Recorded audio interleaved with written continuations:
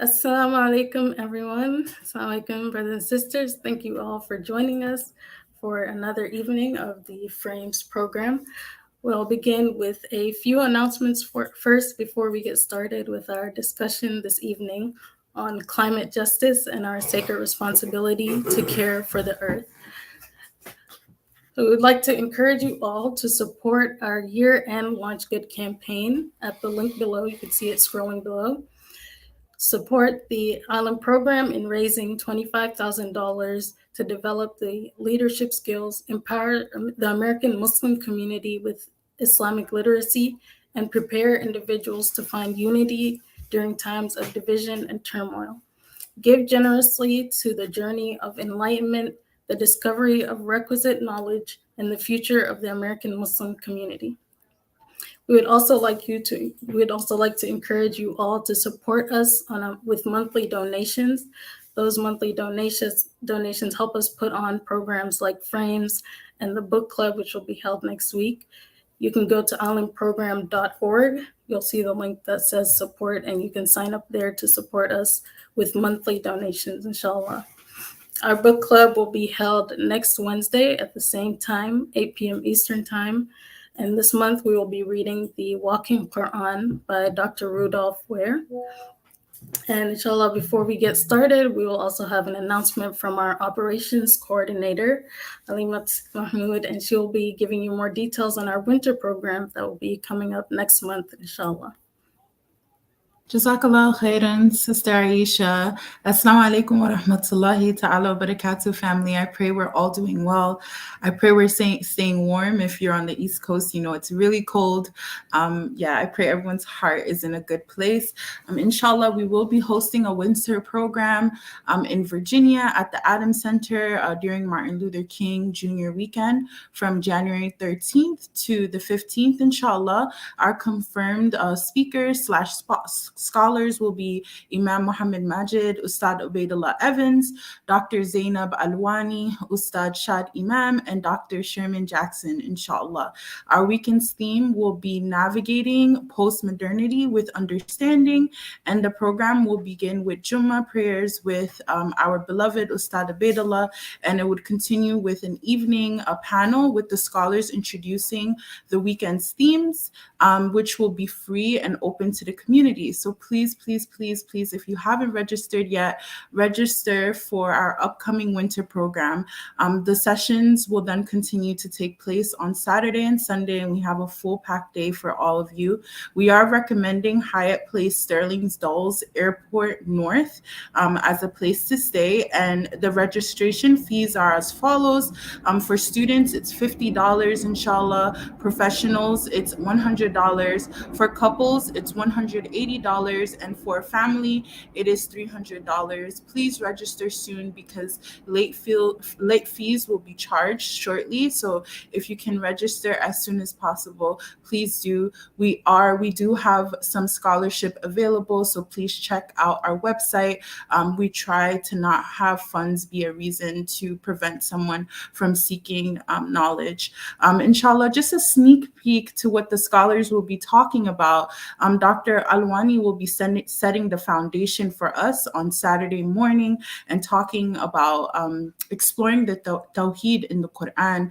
And then Dr. Jackson will take us on a journey with thinking about the history of post-modernity versus modernity. And then Sunday, Imam Majid will be talking about navigating crisis in faith.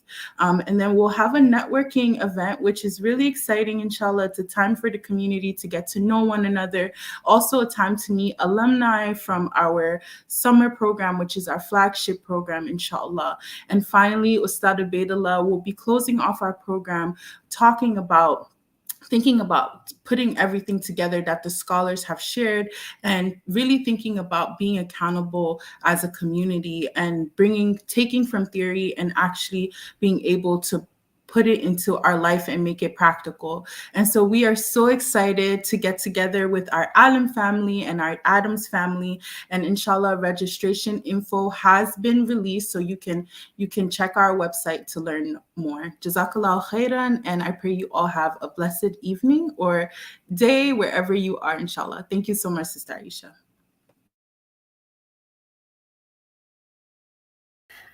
Thank you for sharing that announcement about the winter program. We hope you all are able to attend and benefit greatly, inshallah.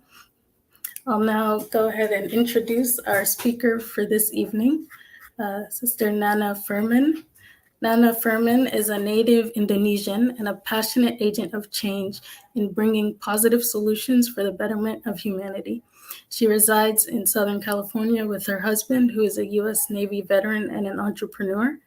Nana is deeply passionate about the green and blue sustainability of this beautiful brown earth and has about 2 decades of experience working with advocacy and awareness raising on current environmental degradation and climate crisis, advocacy, uh, advocating urban sustainability for a better future, and developing green economy concepts and strategies. Previously, she directed WWF Indonesia's green reconstruction efforts during post tsunami recovery in her native home, Indonesia, and later developed an urban climate adaptation and mitigation initiative in which she also engaged with Muslim leaders to create climate resiliency plans. After moving to the United States, she has been involved in the formation of the Green Initiative within the Islamic Society of North America. And in 2015, she organized the Islamic Declaration on Global Climate Change and later co founded the Global Muslim Climate Network, which calls on all Muslim nations to transition from fossil fuel to clean energy based development. Nana was named the White House Champion of Change for Climate Faith Leaders by US President Barack Obama and recently received the Alfredo Circus Memorial Green Ring Award for Climate Activism Excellence from former US Vice President Al Gore. She believes that environmental degradation and climate change can unite the world community to face challenges together with a deep commitment to sustainability and environmental justice for all people. Nana is featured among 20 Earth Defenders in One Earth, People of Color Protecting Our Planet. In the last several years, she also serves as the Vice Chair of Muhammadiyah USA, an international branch of Muhammadiyah, one of the two largest Muslim organizations in Indonesia. Nana holds a Bachelor of Science in Industrial Design from the University of Bridgeport, Connecticut, and a Master of Science in Urban Design from Pratt Institute, New York. This fall, she started a graduate program in Islamic Studies with Bayan Institute, and she is currently the Senior Ambassador for Green Faith, an international grassroots, multi-faith, and spiritual environment and climate action network. I'd like to bring Sister Nana Firman on in just a moment. We try to get Ustadh Ubaydullah into the stream.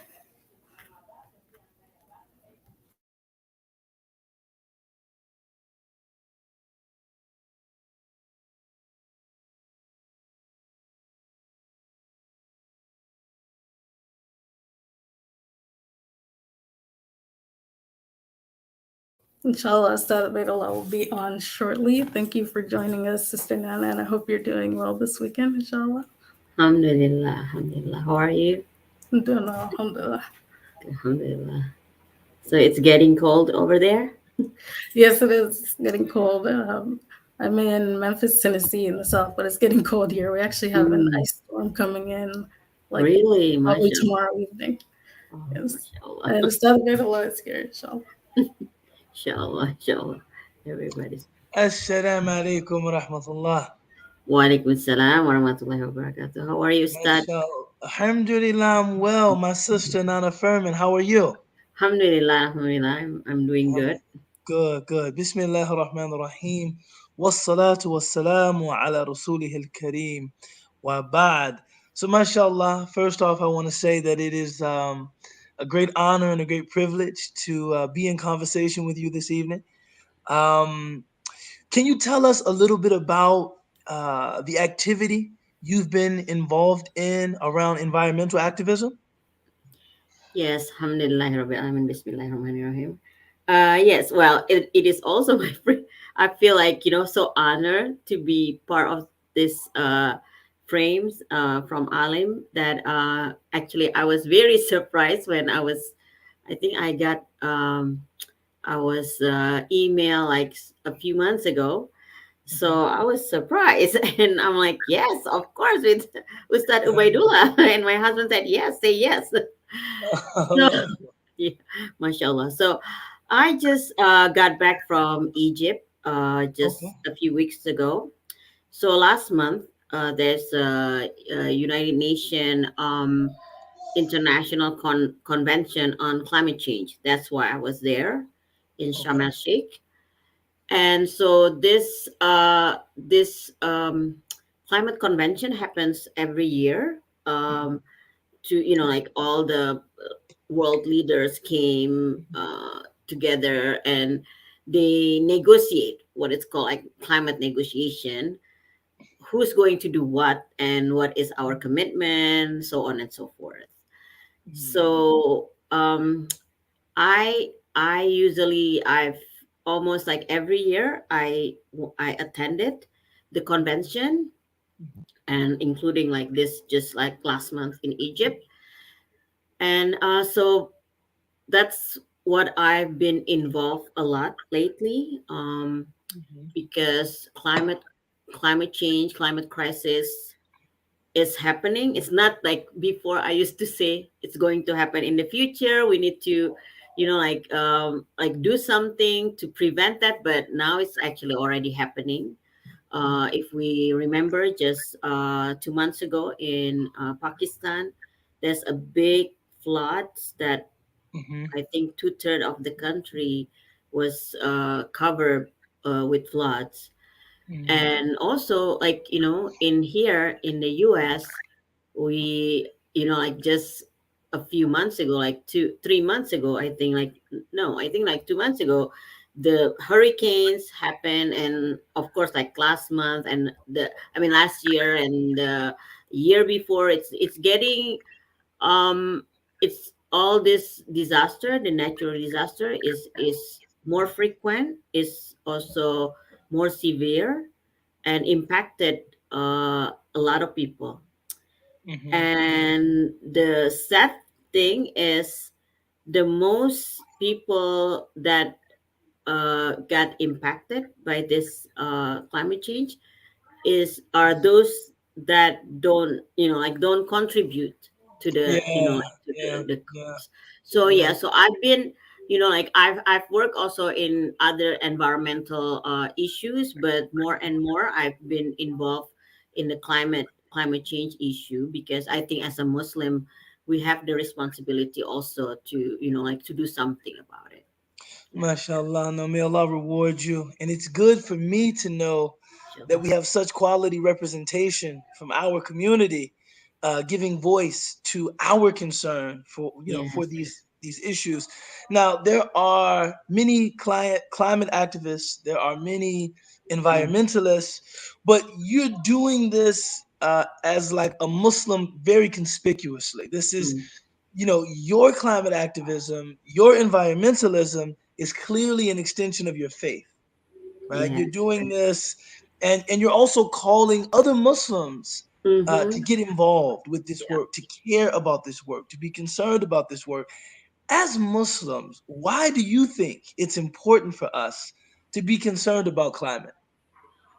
Well, I think as Muslim, I always say this. I remember a friend of mine in the UK said, because I was, like, one time we were in conversation about what is green lifestyle, like, how do we become green, right? Hmm. And then he said something that is really sort of like, as Muslim, we hear this all the time. So he said, like, it's easy to be green as Muslim. Just follow how the prophets, the prophetic tradition. Then you automatically will be green. So I was like, wow, we never even, we don't even talk like that as Muslims. So that Hmm. our prophet is actually the greenest person on earth. So I Mhm. call, like, my prophet is a green prophet. My prophet is the Allahu tree Akbar. hugger, like, so like all Allahu this Akbar. jargon that you usually hear from, like, like very hardcore environmental activists. But I call Mhm. it, like, like, this is my Mm. prophet is the greenest person on earth. and the tree hugger and so on and so forth. So saving the water. So I think like as Muslim, for me, it doesn't matter if we have like environmental degradation, or even if the world is sustainable and then like beautiful and everything is just like like there is no degradation, there is no climate change. But as Muslim, we are still responsible to take care of this earth, because we are the Khalifa, right? I mean, Of the course, of caretaker. course, of course. And I was So thinking about, yeah. what you were saying about, the Prophet, peace be upon him, and Sallallahu alaihi wasallam. just his lifestyle. Mm-hmm. And I was listening today actually to Mm-hmm. someone that was saying, if you want one, kind of fundamental characteristic of the Prophet's lifestyle, he would say avoiding waste, that he Yeah. was not a wasteful Mm-hmm. person, that it dismayed him when people would waste food. Mm-hmm. It was when people, overconsumed, right? They were Mm-hmm. talking about the wudu of the Prophet. Sallallahu. Exactly. And Yes. if you study, any school of Islamic Mm-hmm. law, one of the first thing, one of the first things you learn about, the wudu of the Prophet ﷺ is taqlilul ma, making, decreasing the amount of water that you use. Mm-hmm. And there's a very small, kind of ancient Arabic measure called a sa'a. It's So. like a little thing like this. Mm-hmm. They said this is what he would make his wudu in, Mm-hmm. right? Yeah. Just one of these little containers like this. And if you think about the amount of water we use when Yes. making wudu, right? We make wudu, we're just putting it on there and the water's just running. Yeah. And I don't think that we recognize how at variance that is with the prophetic practice, right? Exactly. There's so many, like, the like when I started like working on the environmental work, I wasn't coming from the Islamic tradition. So I was just, like just like people like involved in the environmental work. And because of my background, and I wanted to create a sustainable cities, and then like all those like sustainability and all those jargon. But that's like when I was working after the impact of the earthquake and tsunami in Aceh, which is the northern tip of Sumatra, in the which happened in 2000, the end of 2004. Mm-hmm. So I was called to help out on, like make sure that like the reconstruction was done in the sustainable way, and so on and so forth. But then when I was there, I was trying to do like one of my program is called Green Coast, which is like greening the coastal area, because the coastal area was just damaged because of the tsunami. So I had a program to replanting, so involving the community. So just like keep in mind, this community just lost everything, lost their family. Like some of them couldn't even find them, not even the body. So lost their family, lost their houses, and even some part is like lost the land, like submerged to the water. So Oh, these are like, so they basically just devastated. And then here I am with my with my replanting the coastal area, like ask the community, "Hey, let's go plant this, these seedlings." And they looked at me like, "Are you plant crazy?" seedlings, we just lost everything, Exactly. right? I was like, I was very frustrated, because I was trying to explain in, oh, we need to replant the coastal area, so it's going to protect the coastal zone, so on and so forth. But it's like we're speaking different languages. Sure, So I sure. was frustrated, and then these communities are very devout Muslims. Mhm. So a friend of mine said, like, why don't you engage from the Islamic, teaching? And I was Mm. like, what? I'm trying to do like sustainability here, and then you're telling me like it's from Islam. But I said, okay, let me like look up in the Quran and then the Sunnah, and then I found so many. And so like the hadith, I use the hadith that, if tomorrow is the Yaumul Qiyamah and then you have seedling like plant, so That's completely, like, their reaction is completely changed. that hadith, I imagine, was so appropriate for what they were going through, because Exactly. that hadith speaks to, this planting of a seedling is a sign of hope. Mm-hmm. Meaning, even Yes. if you are Or guaranteed yeah. not to see the tree bear fruit or Mm-hmm. grow or provide shade, still plant the tree. Mm-hmm. And I think a Muslim community dealing with the devastation of Mm-hmm. loss and catastrophe, following that prophetic guidance in that difficult moment, that was really, mashallah, very wise and very Yeah. intelligent of you. So that, because of that hadith, I was like, I need to explore more. Like, how come nobody's Mm. like, like exploring from the Islamic teaching? This is like what Mhm. we're missing. So yeah. So the more I work on this thing, like, this environment,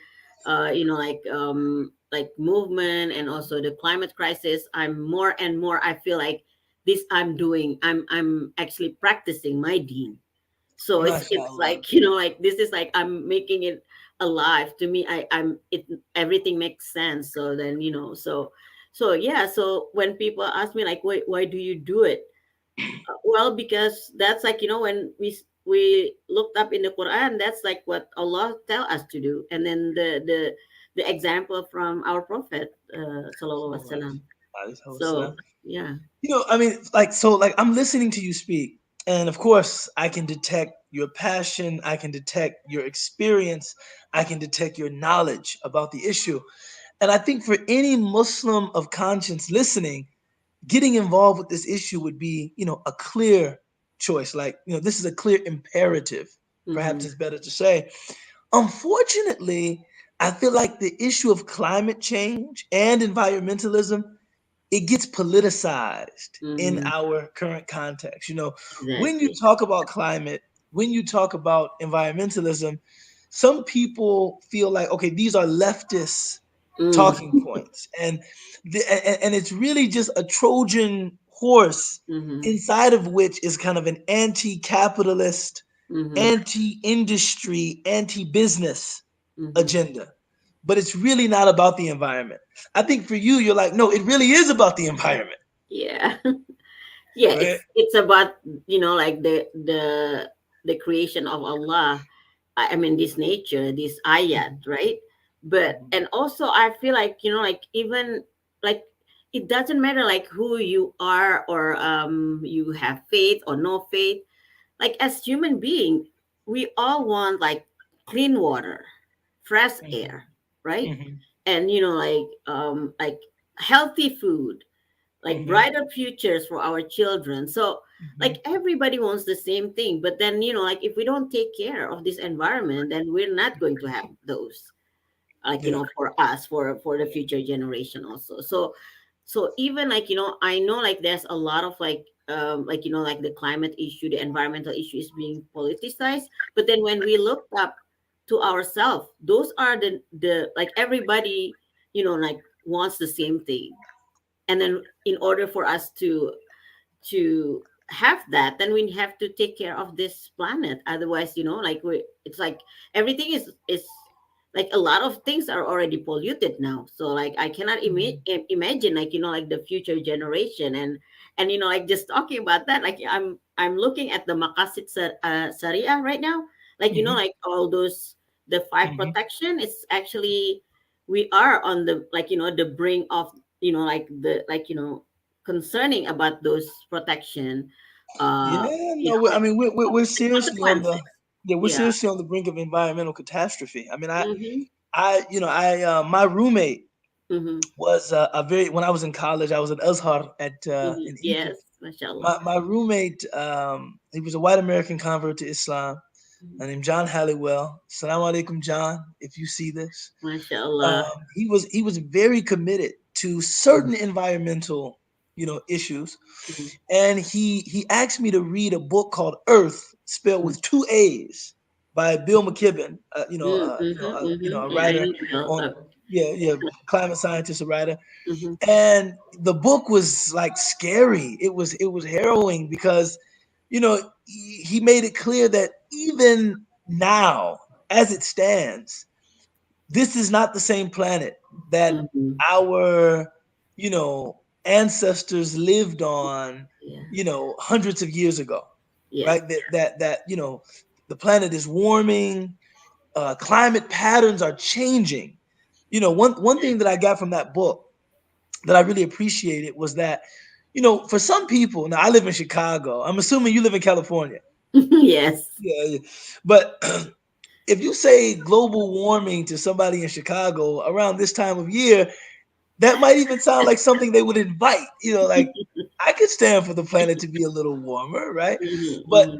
really, Bill McKibben makes it clear that, it's global weirding, Mm-hmm. right? It's not just global warming, and of Yes. course, Yes. all of the danger that entails to the glaciers, the polar Mm. ice caps, the like um, certain demonstrable damage to the natural Right. environment through global warming. But it's really about global weirding, that we're Yep. seeing climate that we've Yeah. never seen before. We're seeing weather that Mm-hmm.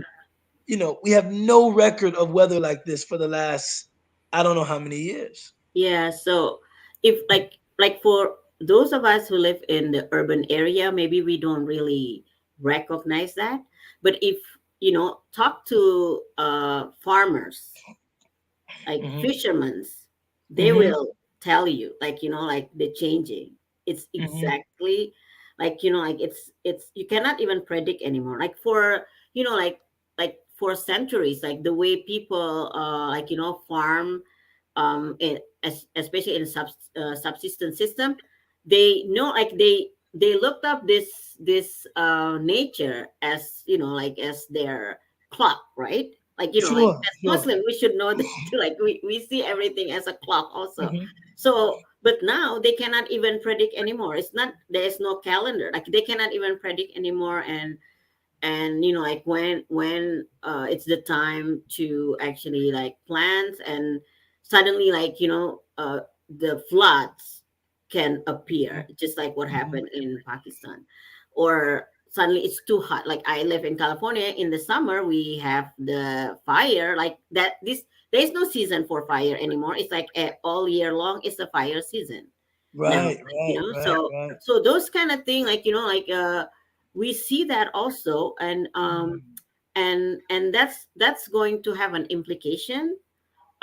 This is where, like actually I feel that the politics is going to come, because when people, like when the like resources is become scarce, that's going to be conflicts, Mhm, like social conflicts, like horizontal conflicts. mhm. Then like, and or like people who cannot live anymore in the place where they used to live, because it's already flooded now, or like it's always Mhm. like fire happening, so they cannot live there anymore, so they have to migrate, like like Mhm. move to other places. Then that's causing another issue. So on top of this is going to be a lot of social and political and other, like like health implications, Yeah, no, no. I heard a story about the Gulf Coast, mhm, and I think this climate scientist was saying that Louisiana, the state of mhm, Louisiana,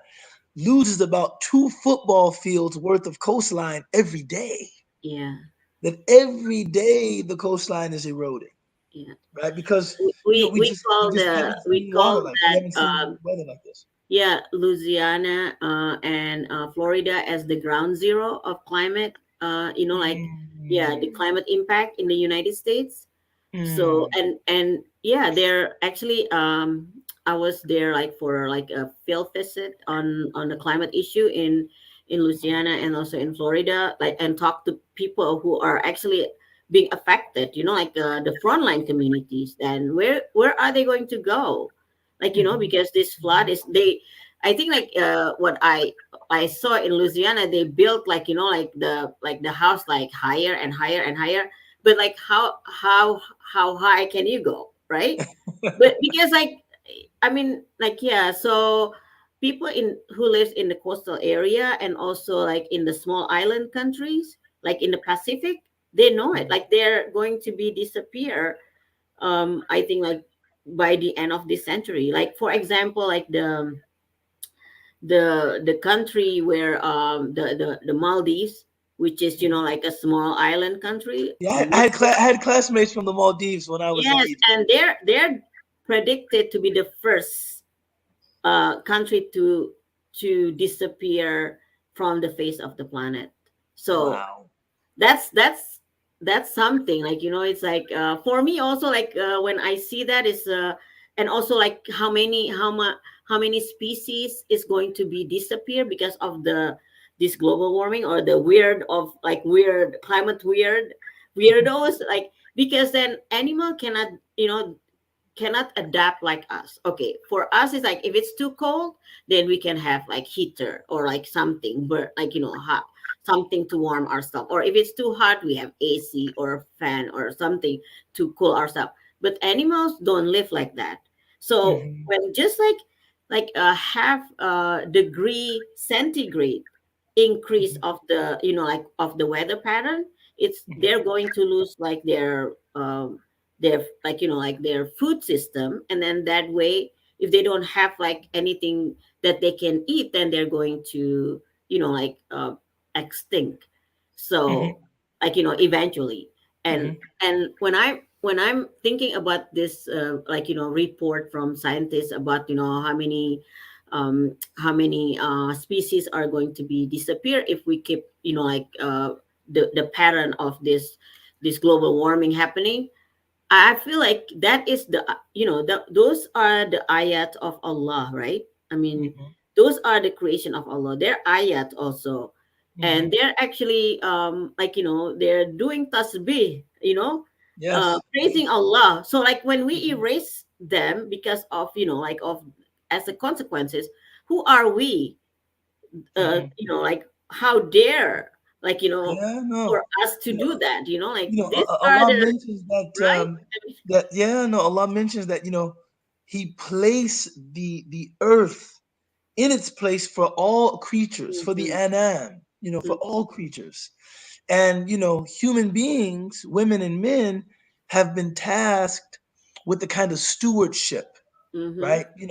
To be caretakers, to be stewards. And if we fail in that role, the consequences are potentially grave, not only for human beings, but for the entire natural ecosystem, environment. yeah, Allah says, وَوَضَعَ الْمِيزَانَ وَلَا تَطْغَوْا بِالْمِيزَانِ. He placed the balance in balance, yeah. creation. Don't corrupt that balance that He has placed, right? Now, I wanna come to some action-oriented items, because I think one of the misfortunes of our current predicament is that we are a very image driven society. Mm, And in the same way that I think religion mm, suffers from this idea of a religious person, like you mhm, have people that have, deep devotional yearning for God, for peace, people whose lives are informed by deep feelings of connectedness to the divine, but they might not feel like, well, I'm not a religious person because of mm, maybe how they dress or what their mm, daily activity consists of. I think that environmentalists is similarly a very specific type, right? mhm, When I think environmentalist, you're thinking someone that drives an EV. mm, Maybe they live in the Bay Area in California. The only thing they eat for breakfast is granola, only granola. If you mm, Environmentalist equals granola yogurt. These are people that maybe enjoy activities like hiking, bird watching, but if a person falls outside the narrow scope of those activities, maybe they feel like, hey, I'm not, I'm going green. I mean, that's not for me. What mhm. practical steps can you offer us in terms of So bringing some of this imperative into our lives? So yeah, so like in terms of like practical, what we can do like first, like I always tell people, like, start from ourselves, because we don't Mhm. have control of our other people, but we can control ourselves, right? That's And then right. like be conscious in whatever we do. I mean, like, you don't have to be like a green activist, like, or a green queen. But I mean, like, you can start from what you do every day, like you mentioned, like, as Muslim, we make wudu every time before we pray. Like, how do we make wudu? Like, maybe we can, like, learn something about how our Prophet Sallallahu Alaihi Wasallam, like, did his wudu, and then like improve ourselves in that, like, in that kind of like manner.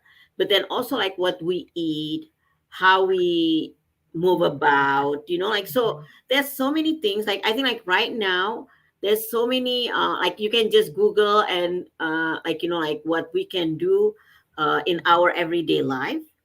Mhm. Then, like, if you feel inclined, then you should connect to others who also Mhm. have the same inclination with you, because I believe also that communal is going to like communal living, like, like, what I mean is, like, sort of like having like a support system.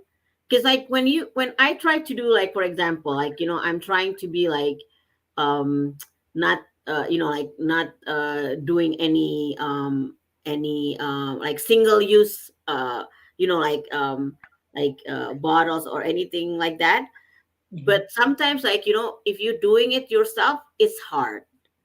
But Yeah. if you have a friend, like a peer or a group, or, like, it's a support system, then you kind of have remind each other. It's the Yeah. nasihat. Like, like, Yeah. as Yeah. Muslim, we should be like expert on that, because that's like the concept of the ummah, right? So it's like, like, for me, it's like, if you feel that inclination, like, find others who are also like doing it, and we kind of like struggle together.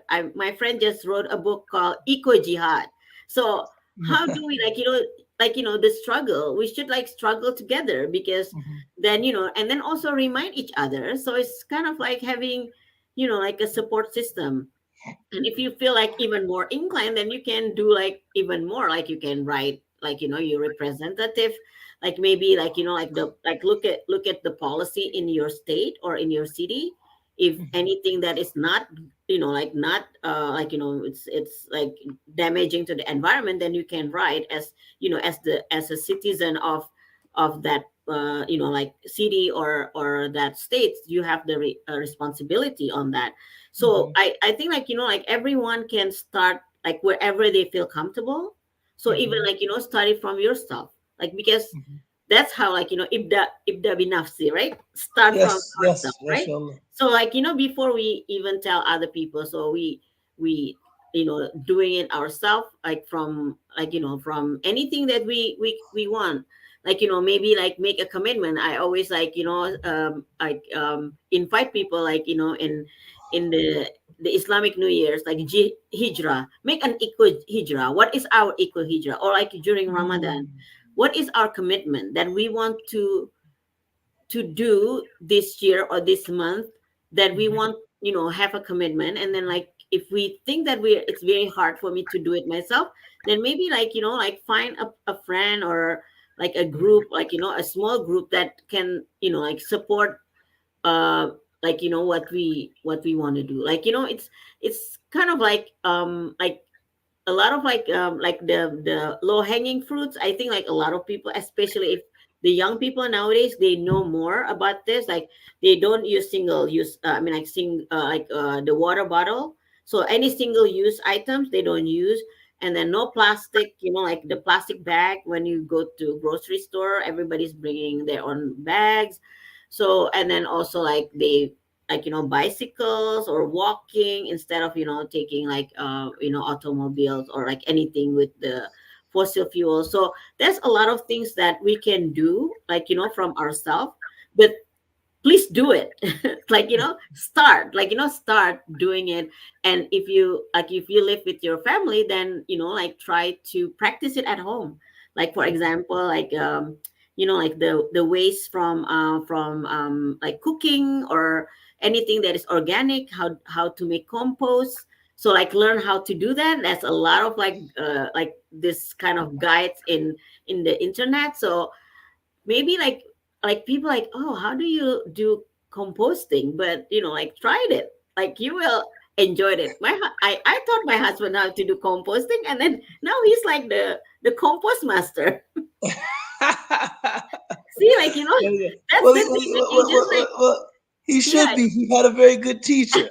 He had a very like good teacher. you do it in your household, then everybody's kind of like do it together as a family. And that's how you also can influence other people. Then and then like for us, like in the masjid, like for example, like in Ramadan, I like we have green Ramadan. I think like every like it's already like kind of popular now.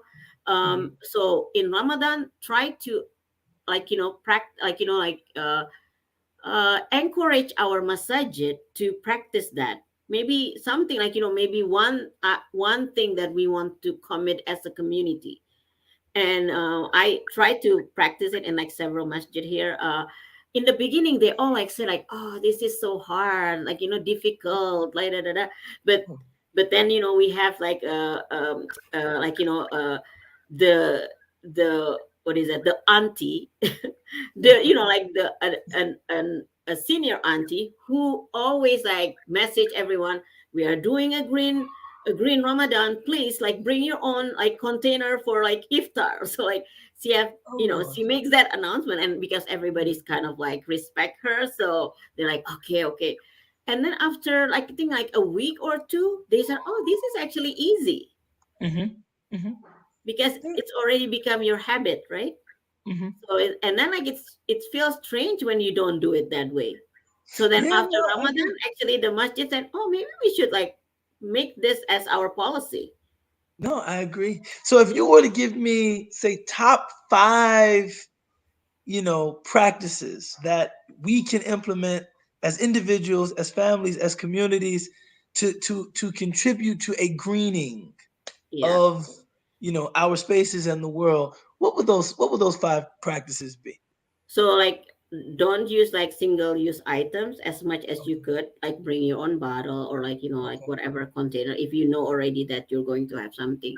And then like try to I mean like this is if you're in the US, uh maybe we can reduce our meat consumption. I'm not saying that, oh, you have to be vegetarian, but we can use our meat consumption because, like, we don't need to eat meat every day Yeah, I because, mean, a yeah, lot of the global warming is from cow yeah. flatulence, And from then also cows. the practice of the like of the like like the food industry here, it's very like damaging also. So like we need to be conscious on that, on what we eat, right? Like We will reduce. probably be, and it would also be good for our personal health as Yes, well. of course. Whatever is good for the environment is also good for our body, and whatever Yes. good is for our body is also good for the environment. And then maybe like like try to also like when we make wudu, like I made that as a wudu challenge, like this like this the size, the measurement of the prophetic measurement in the Islamic school. And then the kids actually love it because like there's like ice bucket challenge like years ago, like so hmm I make it as a wudu challenge. hmm So like who can make the wudu like the way the prophet did, like with MashaAllah. once so MashaAllah. that way we can like challenge ourselves. And hmm then also like maybe like like if we like if we like travel like short distance, we can take like in other options, not just like by car, but maybe like bicycling Bicycle, or like walking, taking like carpooling, public transport. Yes, yeah, carpooling, those things. And I think the other one that I wanted to encourage, because I'm talking to an ustad now, I wanted to like like maybe people can also tell their masjid or the imams to have like a green khutbah. So like like maybe Mm. once every 3 months, like in Juma, we hear this because we need to hear this from the mimbar. Because like Mhm. I feel this as a activist. Sometimes like I don't have the authority to tell people, No, hey, do sure you this, do. like Yes, you this. do. You But have the if authority. we, I always love it when like the khatib or the imam mention about the environment on the mimbar. I immediately came afterwards. It's like I said, yes, this is what I do, and whoever needs help, I can help. Like so, it's kind of like reiterating, like it's. I feel like I have a support, like Yes, system yes, by yes. hearing that, so people Mhm. said, oh, that's right, you mentioned it before. Oh, it's the imam just mentioned it. Now I said, see, it's not me the one who's saying it, but like See? Yeah. so I want to hear like more like this kind of like issue being mentioned and being like share also from the mimbar, because Mhm. we have I somebody told me that the Quran and the Sunnah is like a green tank. It's full of like green, like Yes, like solutions. yes. Yes, yes. I mean, there are many things there that I think for preachers, people that give sermons, Yeah. brothers and sisters that teach, Yes. and also too, um, I I derived a lot of benefit from this interview. And Yes. one of the things I thought about is you know a lot about a people by looking at what they care about, Mm-hmm. right? And I think for Muslims to show people that we're concerned about the earth, it Yes. also means that we're concerned about our neighbors. It means we're concerned Exactly. about all of the inhabitants of the earth, including animals. And Yeah. it speaks to this deep humanistic side of our tradition. And I think Yes. that, for those of us that want to restore the public dignity of Islam, Mm-hmm. like, this is a beautiful religion because we know that our religion has been tarred as a violent religion, Right. a religion of anti-sociability, a religion of destruction. And I think talking about the Islamic environmental imperative is an Mm-hmm. excellent way of Yeah. showing what we're really about as a people. Yes. Mhm. Yes. And many, like whenever I mention that in a like, just like a crowd, like, general crowd, they're always like very like surprised, sometimes shocked that I mentioned that. I said, oh, that's the prophetic saying. That's a prophetic example. And they're like, really? Like, they never heard that because, oh, like, we are being like, like, I mean, like, we know that how the media portrayed us, right? So it's Mhm. like, it's as if like I'm giving them like a totally different kind of Yeah, picture about Islam. I see that. And the other thing that I think might contribute to them seeing you as offering a completely different picture is I think in America, it's actually a lot of religious fundamentalists, Mm-hmm. religious, Christians that Mm-hmm. are against the science, Yeah. against, environmentalism, against ideas concerning uh, climate change. So when you hear like a religious person who is clearly very devout, very inspired by their faith, saying, "No, I'm doing environmental Mm-hmm. work because of my faith." I Yes. think it also redeems religion Right. broadly, Right. in Yes. America, because religious fundamentalism in America, can get tricky, right? Yeah. And I just saw the comment from Cory Majid. Assalamualaikum, Cory. But we need to hear more green bean from the mimbar. I agree. I agree Yes. absolutely. Yeah. No. I am definitely going to prepare my green khutbah. Yes. Maybe I will. Yeah. Maybe I will. I will get my sister Ustadh Nana Firman to Inshallah. help me make some connections, because I am aware of the First. sources that you're talking about, but to make some connections of, in terms of things going on in the real world, Yeah. Yeah. maybe I can rely on you for that. Yeah, sure, sure. I mean, like I'm all like like whatever I could help, like because some imam also like sometimes uh contacted me, like, oh, Sister Nana, I want to give this kind of khutbah.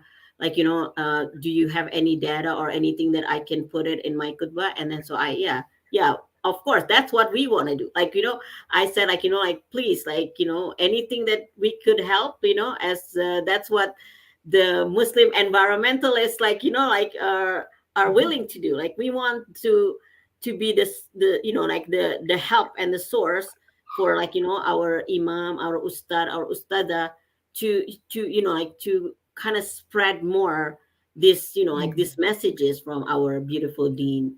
So, and then Mashallah. we have the, like, the current issue, so we can kind of, like, like, contribute on that. No, So, and you're doing this at a beautiful time. Of course, we're coming down the stretch run of 2022. mhm. So, these would make excellent New Year's resolutions, Of right? course, I inshallah, wanna yes, yeah, yeah, for the new year commit myself to a greener, more sustainable way of living, right? yes, And in essence, a more prophetic way of exactly, living, yes, yeah, as yeah. we've been discussing. So, in terms of practically, who are some of the people that we should be reading? Some of the people we should be listening to?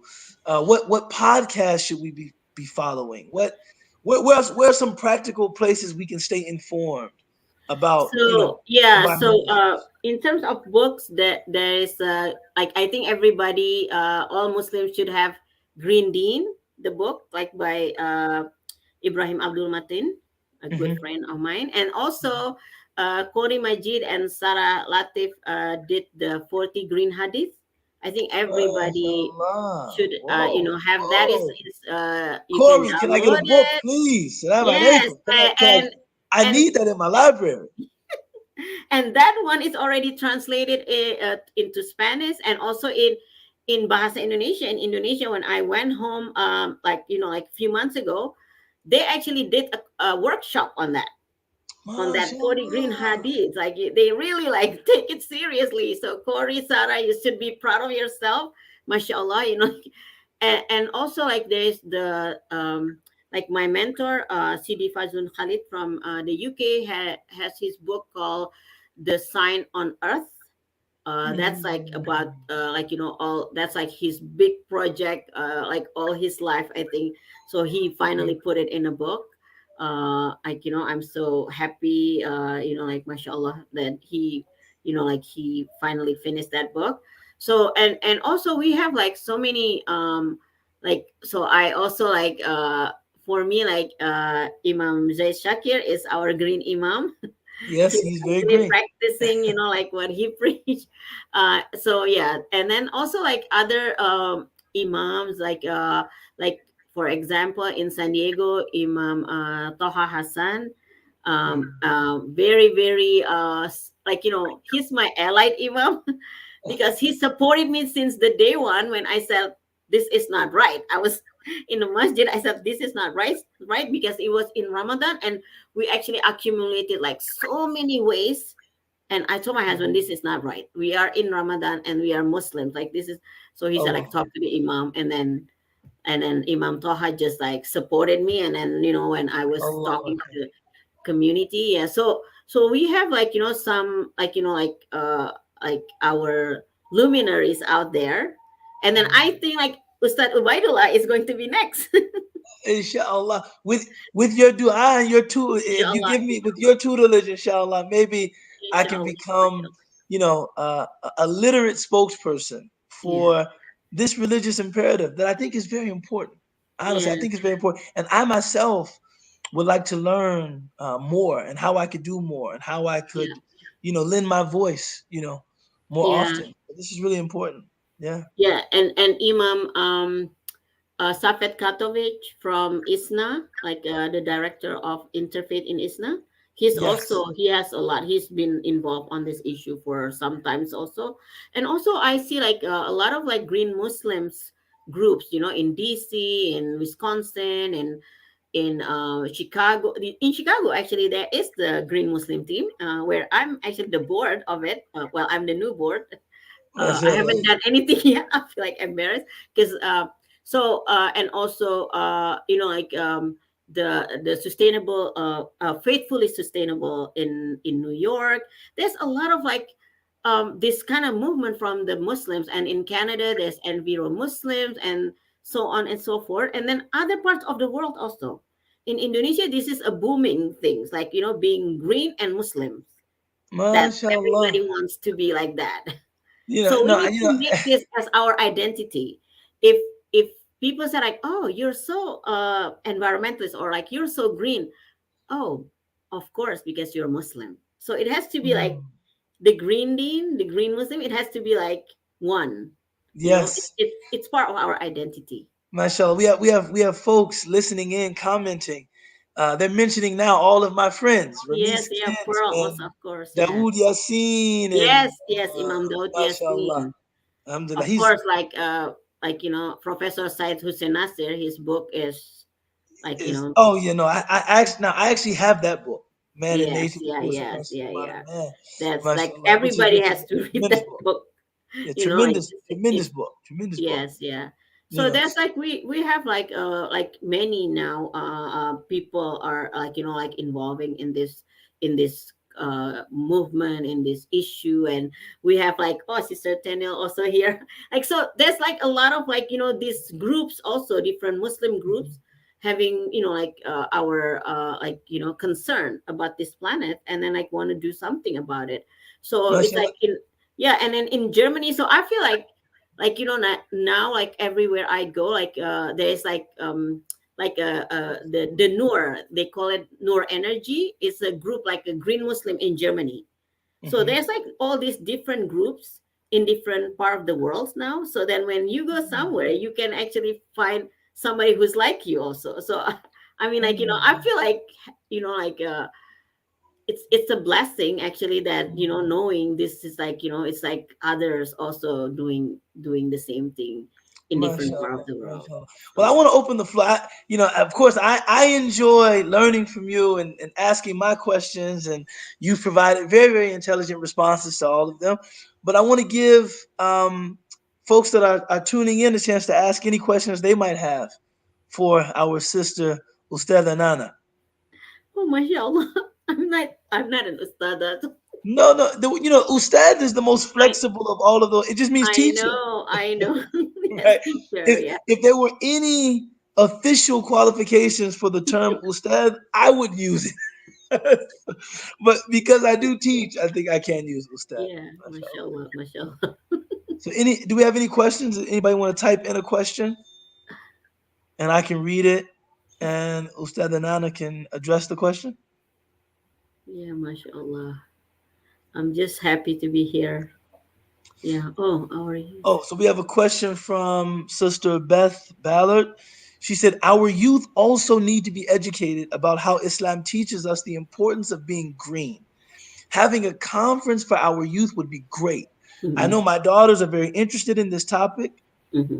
I believe learning how Islam teaches us to be green can increase their connection to Yeah. Islam and increase their faith. So, what do you think Yes. about some sort of Yes. annual conference? Of course, like I agree 100% on that. So about 10 years ago, we had a like in Zaituna College, actually Imam Daud, yes, yeah, Imam Daud, actually the one who's like organizing that, like a training for Hmm. teacher Islamic school teachers on Hmm. what is environmental education. And I think we need to make this as part of our Islamic schools, and also like the Saturday school, Sunday school, whatever you have in your masjid for the youth and the children program. So because this is like they should see this as part of like being green is uh is is part as a Muslim. Like it's not like I'm an environmental activist and then I'm a Muslim, like two different identity. No, you are actually one identity, because just being green is what it means to be a Muslim. And what it means to be a Muslim is you have to be, like to care for the environment.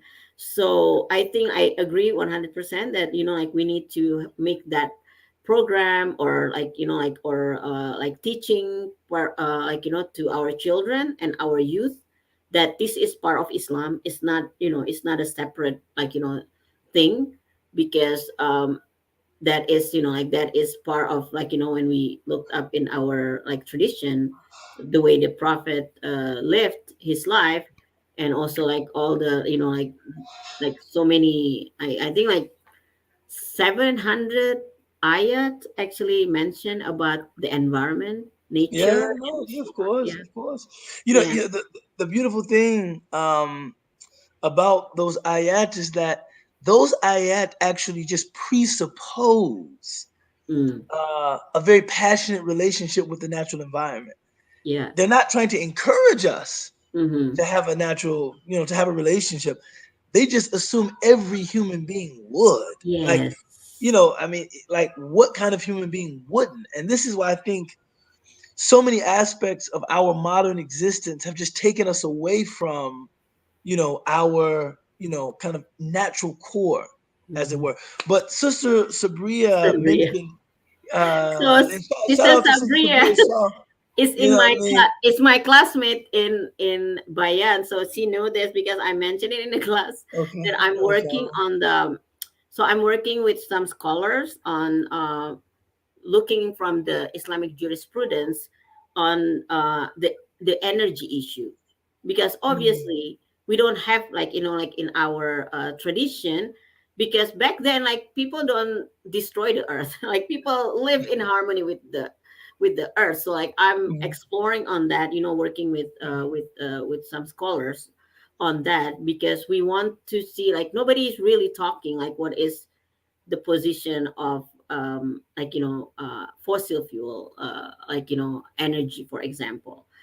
So mm, that's why I mentioned about the makasit sharia, because like mm, we are trying to look on that also, because we know, like, the harms already is already happened, like it's mhm, already, people already affected. So like, mhm. what, how can, like like from the Islamic jurisprudence, how do we see it, so like that is like my, I'm in the middle of that. And in fact, I think, like, inshallah, in February, I'm going to Fes to Morocco to have a meetings on that. I'm not the Mashallah. scholar, I'm just the organizer. No, I'm no, just no, no, like no. like preparing all the things, like I'm yeah, so yeah, so like we want to start that conversation and that dialogue to kind of look and from our own tradition, so then like we want the scholars to be involved also, because this is like a contemporary issue. So then like you know more about this, Ustadh Ubaydullah. But I don't know nearly enough. That's what I'm actually just learning, listening to someone as experienced as you are and as active as you are. I'm like, you know what? I need to deepen my knowledge.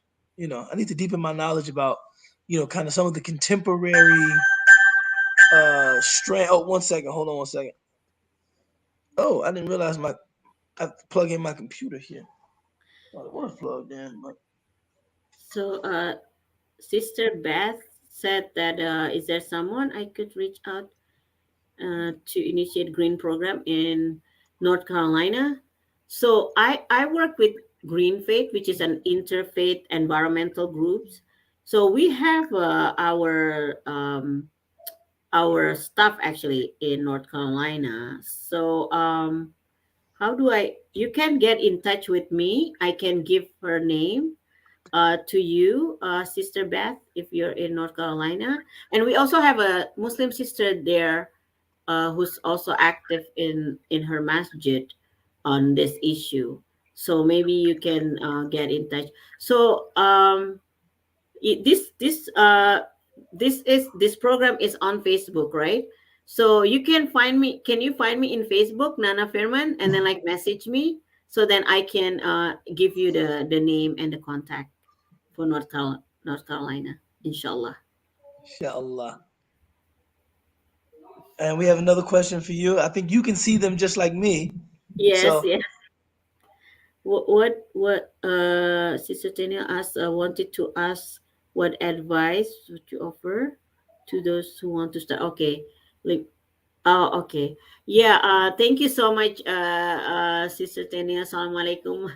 um, yeah, I think, like, if people want to start like living green, often I tell people, like, like, like, take a baby steps, because like, sometimes this issue, like, especially when you read, or like, like, look up any like program or anything, it's like it's so overwhelming.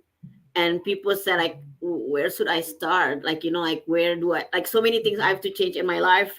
But then, like, start from like something that is that they can chew. So, like, like, if they want to do like living green, maybe start it to like what they can like able to do, like, like planting like our own garden for our own consumption. That's like a step to do, like, and I'm sure you do. I do also, like, that's one of the thing that I can also like suggest for people.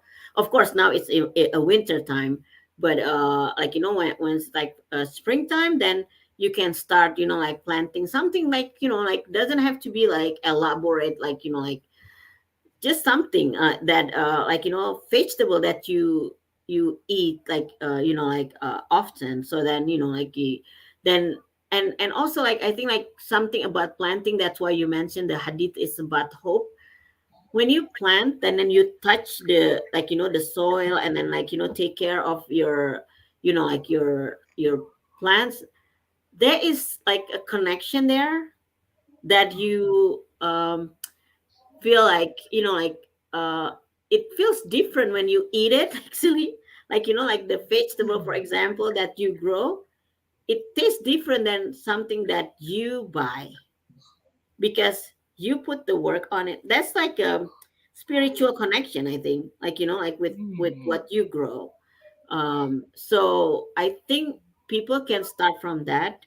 And if they can do like if more, then they can look up on what they use in their everyday like, living, and then, like, started to look at, maybe I don't need this, or maybe I should change this, like, to be more, like, environmentally friendly, because this is probably toxic that I use, like, so we can sort of like looking at, like, like, our everyday life, and see what we use, what we eat, what we buy, like, and then, like, what we used to clean in our, like, for cleaning in our house. Those things that people sometimes like think that, when they want to do something, it's like something that big and grand. But actually, Sure. we can start from our own household, from our own homes, I'm going something to that I'm you going can to, I'm do. going to sell my house and move into a tiny house and never eat meat for no. I think sometimes you bite off a little more than you can chew. Yes, yes, Whereas what I hear you saying is take smaller steps, but yes, yes, sustainable steps, right. right? The best Yeah, deeds to Allah are those that are done with the most consistency, even if consistency. they're Yes, small, stick right? on. Yeah. Yeah, Yes, mashallah. yes. So yeah, so that's like, like, my advice to people also, like, do something small, that's fine, but, like, like, do it continuously. And even before that, do it. Not just like, oh, I want to do this, but we never do it. Like, but do it, and especially like in Ramadan, I always like emphasize that, because like for Muslim, Ramadan is like the time when you want to change yourself, right? You want Yes. to change your behavior. And it's like somehow it's easier to change our habits or everything else during Ramadan. So make that kind of, like, if you want to make the steps on that, the change, then, Ramadan, we have it like every year, like, like, so we And can. also I think there's a similar energy around New Year's, right? Yes, New Year There's also. there's a Yeah, similar because, energy. So like, you want to have better, like, than the last year, right? Like, you want to like certainly. improve yourself, so then, yeah, you can do it that way. And also, like, interesting from the Faithfully Sustainable, they actually, these are two young sisters in New York. They started this like, like, about fashions, I think in Ramadan or for Eid they have the program that like you don't need to buy new clothes, but like maybe like use the old one, or you can kind of upcycles or something. And I have these things like in here in California. Before we have like like women, we have so many hijabs, but then sometimes they're still good. It's just like we probably bored of them. What do we Mhm. do with that? So we have an exchange hijab program. Oh, mashallah. Very beautiful. So Very you beautiful. don't waste it, but then like oh, I don't want this anymore. So like anybody wants this, or like, oh, I like that one, okay, then we can exchange hijab. That's like a good thing if we want to like have that kind of like initiative. That's possible. And also like yeah, that's the clothing that like in Eid we don't always need like new clothes, but then maybe we have like we still have a lot of clothes that so it's good, like those kind of thing. Actually we kind of like our biggest problem, I think, as a modern people are the consumerism. We consume Sure. too much in everything. Yeah, I mean, I think our consumerism is a sign that everything we're buying is just disposable. You Yes, know, yes, things used to be made to last, right. right? Yeah. You know, I think a person was telling me like about appliances. There Yep. was a time when people expected to inherit their mother's Right. stove. Yeah. Like, she used this stove, I'm going to use this stove. Mm-hmm. Now these items break down every Mm-hmm. 7, 8 years. You have Mm-hmm. to replace them. Yep. So this is, I mean, this is, we're living in a world of, kind of Mm-hmm. built-in obsolescence. Mm-hmm. Things are cheap, things are fast. And so, we tend to overconsume. As Mm-hmm. you were speaking, I was thinking maybe, uh, my most consistent contribution to the environmental cause is that I am a thrifter. Now I do, Mm-hmm. I do my thrift shopping, Yeah. as opposed to just buying just new stuff after new stuff after new Yeah. stuff after new stuff. Yeah. Actually, So, you're giving a life when you buy thrift, like used items. Like mhm, like you're giving a life of that items longer, because like mhm, like you're talking about like design obsolescence. Because my undergraduate is industrial design. That's exactly what they want. When the industrial revolution happened, they want everything has like a time where sure. you just and then so then like just to keep the Keep, economic keep, rolling. right. Keep the But profits. then Keep the the profits waste rolling. is everywhere, like like as the Yeah, man. consequence. A lot of this stuff just goes into landfills. Right, right. A lot of the plastics, and someone told me that there's a collection of garbage in the Atlantic Ocean Yeah. the In size the of the state of Yes, Texas. yes, yeah. Actually, in the Pacific, actually, they have like 5 islands already in the Pacific of plastic islands, and then one is like as big as Texas, the state of Wow. Texas. So this is not like small things, and also like not just the waste, but also if I mean like I'm going to use like this terminology of like ecological footprints, because everything Mm, that we use, it comes from the earth, right? So because of our consumerism, we take so much from the earth that it it doesn't even give the time for the earth to replenish. So we are actually living in debt to our ecological from our biocapacity. So like that, like we have like, let's say we have a budget of a year to use like resources, but we already use it just in the first 6 months. So we are using the budget for the next year. So that means we are mm. using the future generation, like resources. Subhanallah. Yeah, and that's the other thing too. I think part of this, imperative just beckons us to think about future generations and Mm, you know the planet that we're leaving for them. I think that yeah. part of what we have to remember is that our time here is just a temporal. It's not, Yeah, it's not, you're just using the planet sustainably, and then we will all inevitably depart the planet right. and leave it to our, children, our progeny, Yeah. our offspring. So what state do we want to leave the planet in? Right? Yeah, that reminds me of the hadith that, like when like, a person dies, only three things that like she or he like, have, like continues, like, the, Mhm, like, like righteous children, like, mhm, your jaria, amal mhm. jaria, and then also like the knowledge, like, like beneficial to others. But also I looked up on the opposite side. If we contribute to like the destruction of this earth, and then like after we die it's still like destroying the earth, then we are going to get the sin also. So Subhanallah. people, when I say that, they're like, oh, we never thought about that. I said like, I never thought about that. Right? The mafhum al the reverse mukhalafa, to that. the opposite Yeah, understanding. yeah. Ooh, Sister Nana, you just scared me. Yes. Oh, I guess I never considered that. Do we have any other questions, comments, anything anyone would like to add to our discussion this evening? I think some who are joining this conversation also already done so much, like Corey, like Daniel, like, they're all like on the forefront on this kind of movement. MashaAllah, MashaAllah. We And are there's we a are lot we of are we are our honored. sisters. MashaAllah, our sisters are so amazing. I see this, our brothers, you need to keep up with us because Yeah, the yeah, sisters I also. know. I know. Our sisters are leading this effort and doing so much more than we are.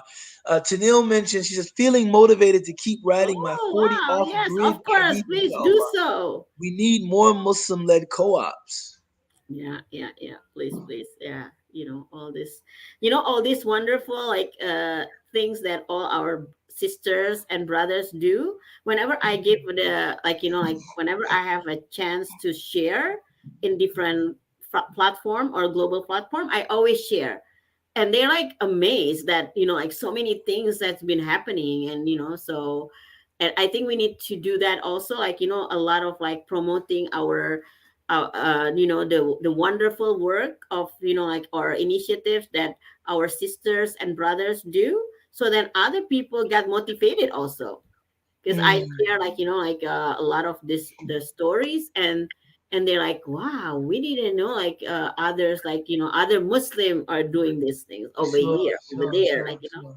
so Yeah, yeah. no, I mean that's one thing about people. We have an amazing capacity to inspire one Yeah, another. mashallah, yes, Right, yes, mashallah. No, alhamdulillah. very good. Yeah, Very good. Couldn't agree with you more. yeah. Anyone else have anything they'd like to contribute to the conversation?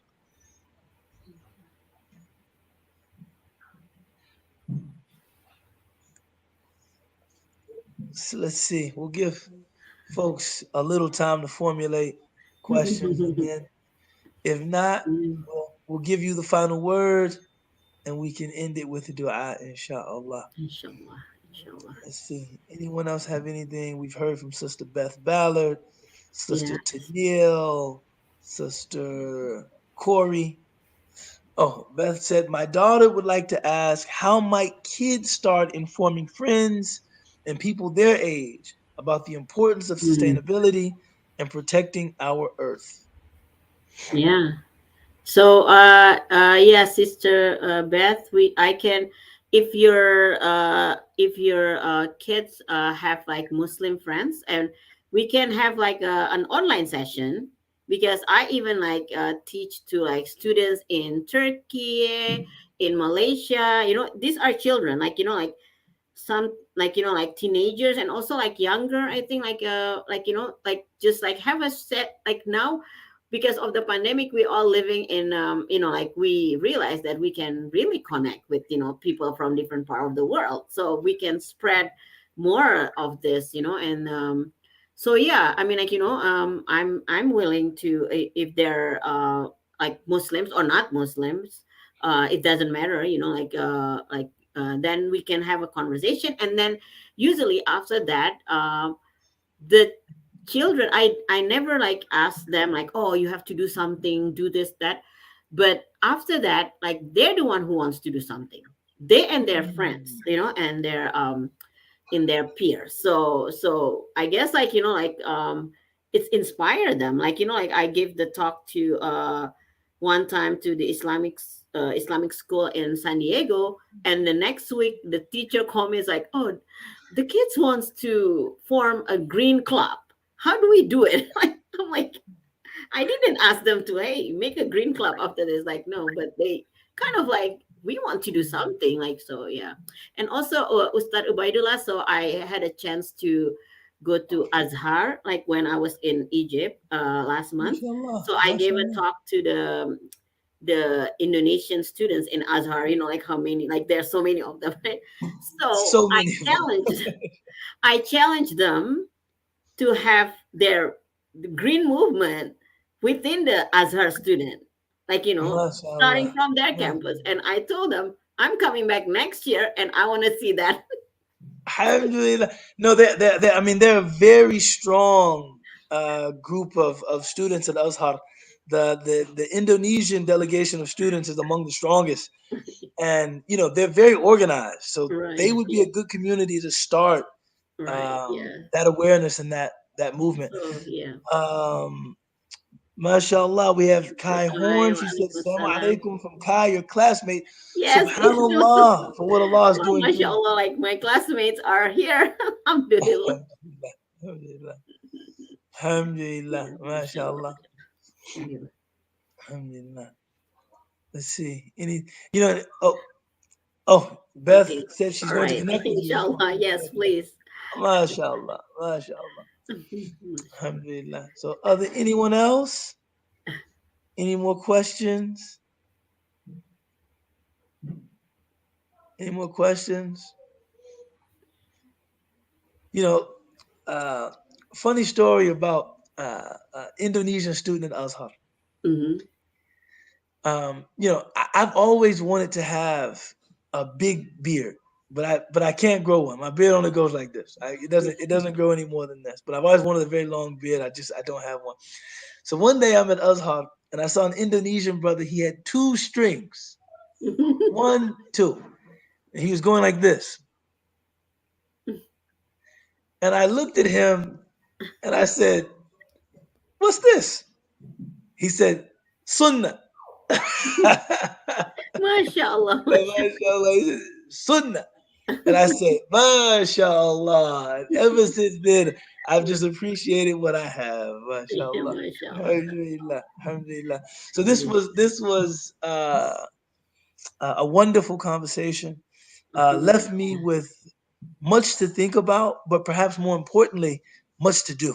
Yes, yes. And I think I'm definitely among the people you suggested take baby steps Yeah. to do things that are small but sustainable. Did we lose Sister Nana? No, I'm still here. Oh, okay.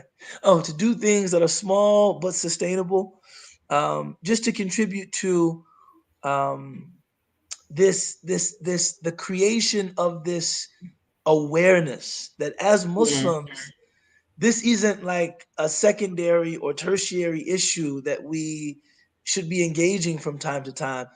This should be something that defines and characterizes the way we lead our lives. So yes, I thank you for that. I thank you yes. for that, and I thank you for all of the work that you're doing on this issue. May Allah keep you MashaAllah. strong, Keep me in your you dua. healthy. Mashallah, by judging by the people that joined us this evening, you have a strong cadre of brothers and MashaAllah. sisters around you that are your collaborators. And may Allah make your work a benefit Ameen, to all of ameen. us, to the environment, Yes, um, and to you, in this life and the next. inshallah. Ameen, Inshallah. ameen. Ameen, ya Rabbal Alameen. And also, Ustad, if I can add, never think that what you do is small and or like I'm just one person. It's not going to make a difference. No, it's going, like, you don't realize there are, like, thousands of people like you, and if everybody's contributing, then we are actually like million, zillion, like before we know it. So never think Bismillah. that what you do No, I is mean, if you think about those trash islands out there in the Pacific, that was just one person drinking a soda, exactly, yes, right? yes. Just another person drinking a soda out of a plastic bottle. So in the same way that there's a cumulative effect of the wrong things, there's Hmm. also a cumulative effect Of a of the good good thing, things. yeah. Yeah, of and, the and good things. also like it once you like feel comfortable with yourself, do it in jama'ah, like because like even in salat, when we do it in jama'ah, we get more rewards. So like when we do it together, then like it's like inshallah we have more rewards as well. Alhamdulillah. So any parting words, anything you'd like to offer? I'll give you the last word before we close, inshallah. So I think like for me, as Muslims, we are asked to be to like to encourage people to do good and forbid bad, amar ma'ruf nahi munkar, but also we should compete with each other on doing good things. Mhm. So like as Muslim, and we need to be out there and the forefront on this, on changing this condition, because like we have it everything in our deen. Like I mentioned, the Quran, and my friends said the Quran and the Sunnah is a green tank full of inspiration. It's just Allah Akbar. our job to explore that, and also to like to invite others also to do the same thing. MashaAllah. Beautifully stated. Beautifully stated. وَخِتَامُهُ misk. In Yes, the end, it's sealed with, musk. MashaAllah. mashallah. Bismillah ar-Rahman ar-Rahim. Wal-Asr. Inna al-insana lafi khusr. إلا الذين آمنوا وعملوا الصالحات وتواصوا بالحق وتواصوا بالصبر سبحان ربك رب العزة عما يصفون والسلام على المرسلين والحمد لله رب العالمين الفاتحة. Mm.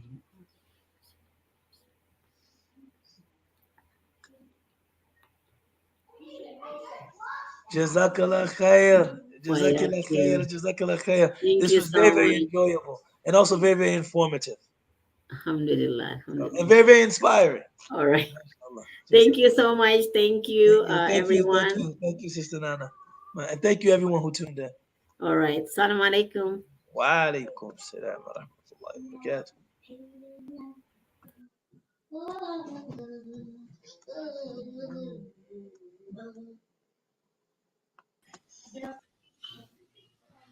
Bismillahirrahmanirrahim. Assalamualaikum, everybody. Thank you so much for joining the ALIM Frames with the lovely sister Nana and all of her work. MashaAllah, it was so inspiring to hear.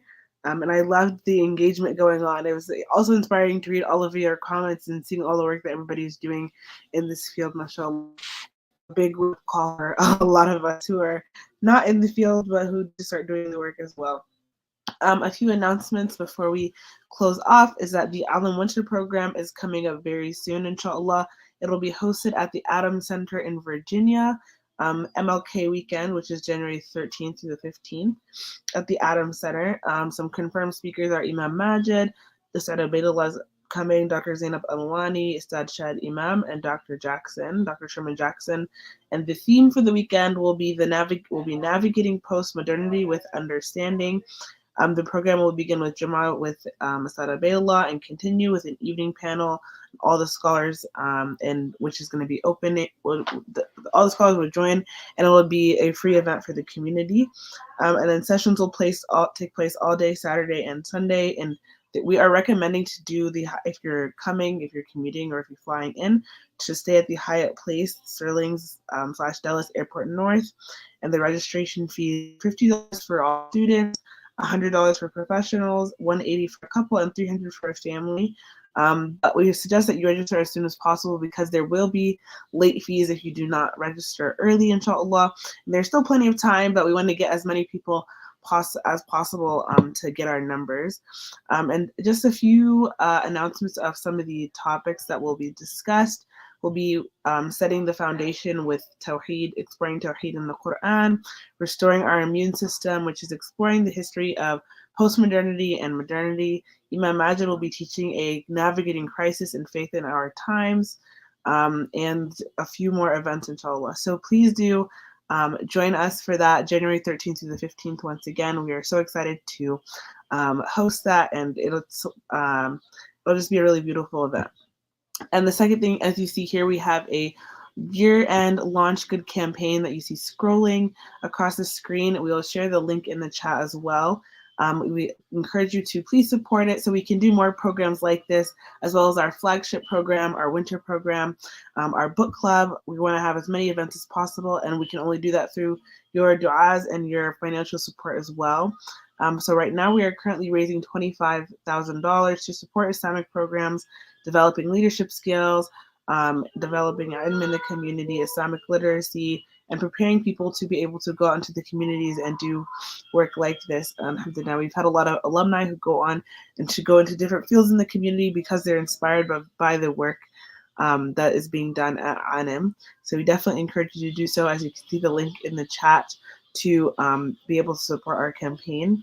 And if you are willing to, we would love to have people join as a monthly donor. So monthly donors are helpful in terms of budgeting and planning, and for our operation, and allow us to bring you more programs like this, because it's really sustainable, mashallah. So please do consider becoming a monthly donor. And our last thing is next week, inshallah, we have our monthly book club. This month we are reading the Welcome Quran by Dr. Rudolph Ware, which I hear is a really good book. And so even if you haven't been able to read yet, you can get started, or you can just join in for the discussion and listen in. Ustadh Ubaydullah will join us, and it should be a really beautiful session. And that is next Wednesday, inshallah, December 28th. So we want to thank you for joining again. Inshallah, all of you have a good night, and we will see you next week, inshallah. Assalamu alaikum.